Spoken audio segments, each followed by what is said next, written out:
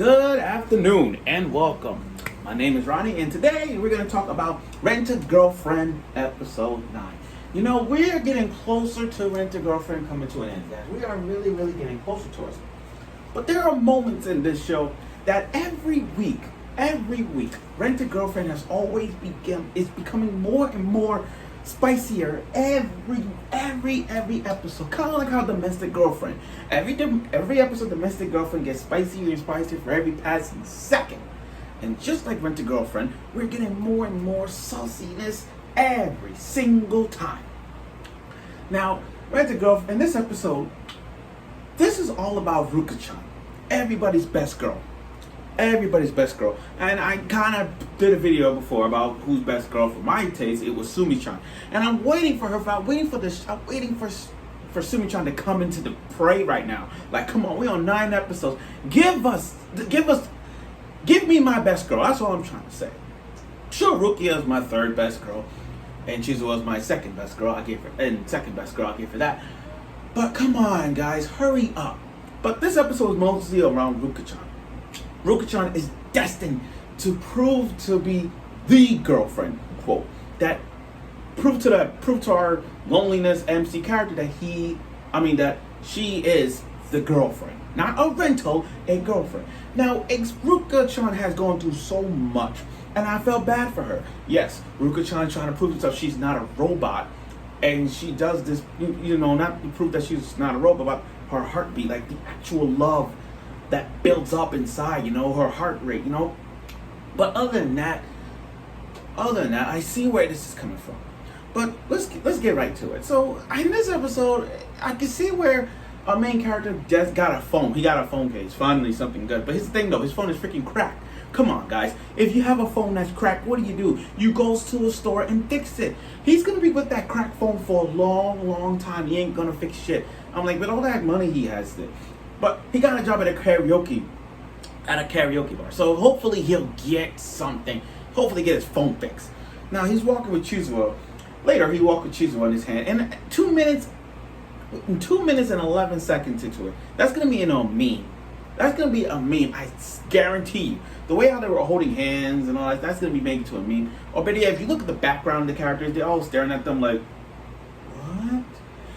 That background shots of their faces, that's gonna be making to a meme. In fact, that's one of those. I think that's a meme where the couple's holding hands and the guy looking this way. That's one of those classic memes I've seen on a regular basis. But here come Ruka-Chan coming into play, and he started hugging him, saying, "Let's go on a date." And again, we're not even 5 minutes.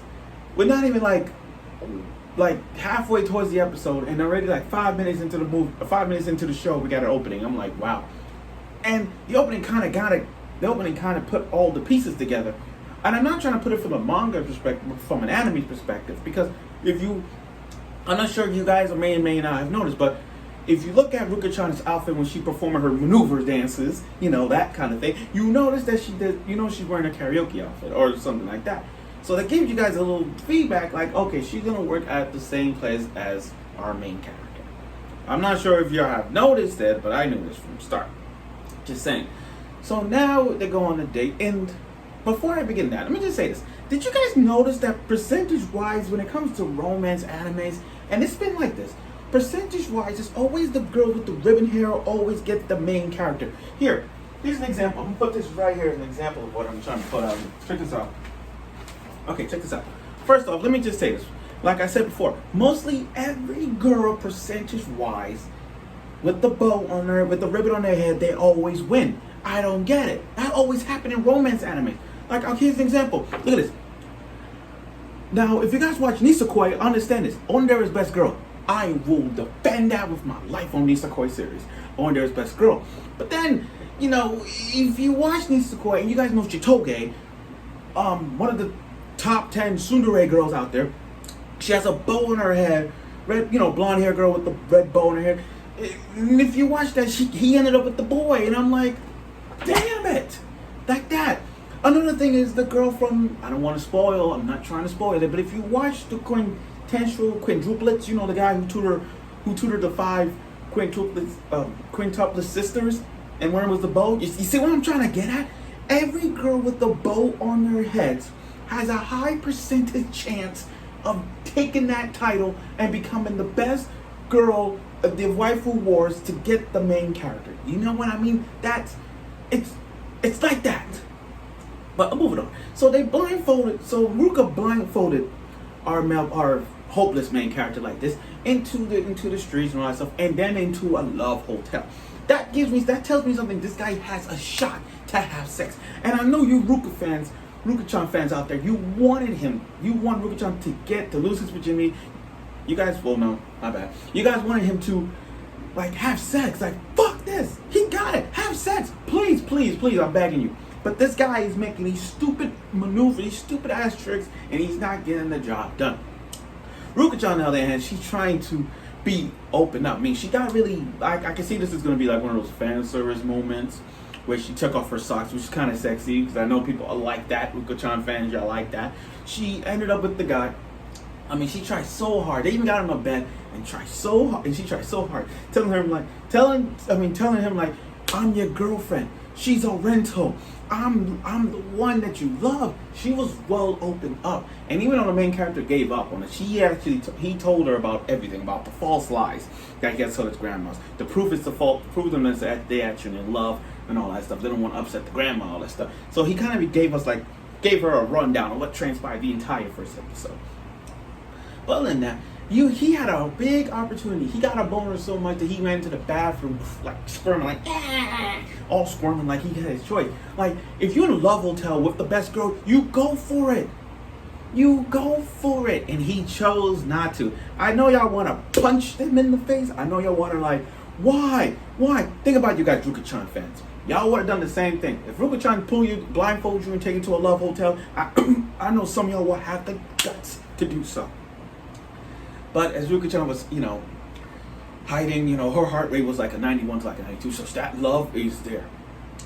But how dumb is the main character to leave his phone on the bed and then not taking it, and then that's how Ruka-Chan find out about it. I'm like, you see, you're gonna meet up. Y'all gonna meet your grandmas, all that stuff. I'm like, you're gonna meet the main character's grandma. That was really, you should have just took your phone with you. But other than that, I'm like, damn. But let's all be honest about this episode. Ruka-Chan got a nice body. Then Chizuo. Let's just all agree on that right there. So New Year's here, and they're now gonna spend New Year's with Chizuo and the main character's grandma and his parents. Ruka-Chan comes and pray, and then Ruka-Chan, she took that last second bullet like bang and say this. I'm his girlfriend.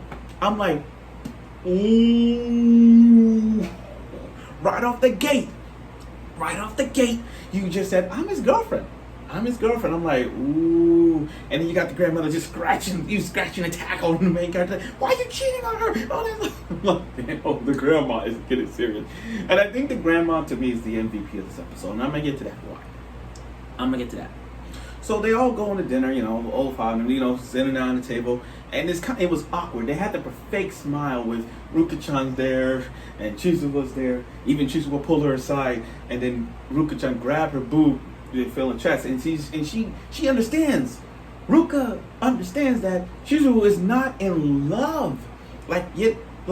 This is love. Like, you don't really like her. I mean, you don't really like the main character. You just doing this because you felt bad for him. And Ruka-Chan understands that you don't love him.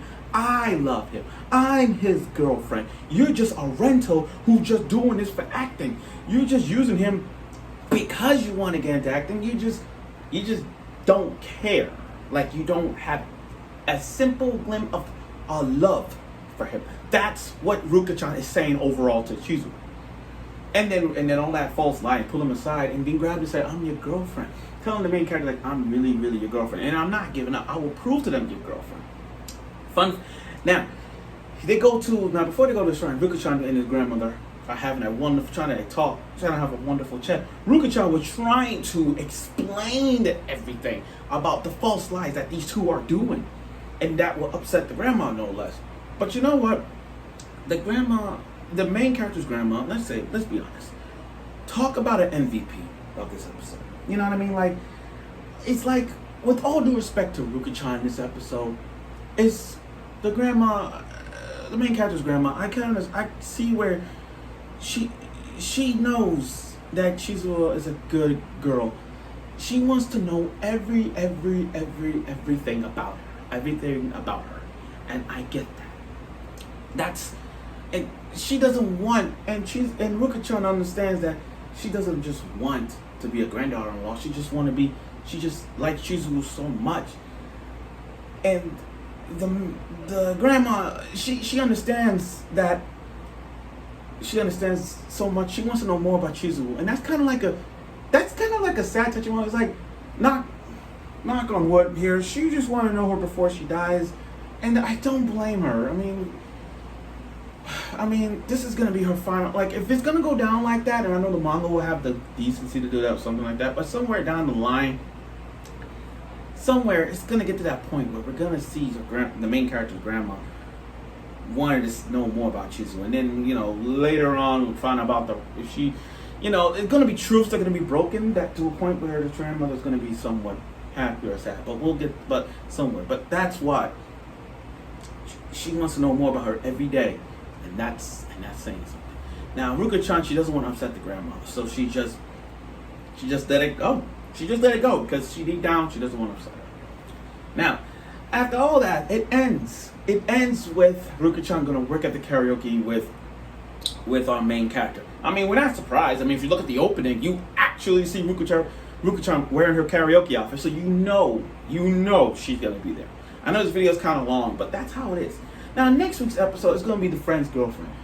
So when you look at the friend's girlfriend episode, you're gonna see Chizuo going on a date with one of the main character's friends, with the glasses, that was on a pretend date thing with Ruka-Chan. So that's gonna build up the main character's best friend confidence. That's the way it's gonna work.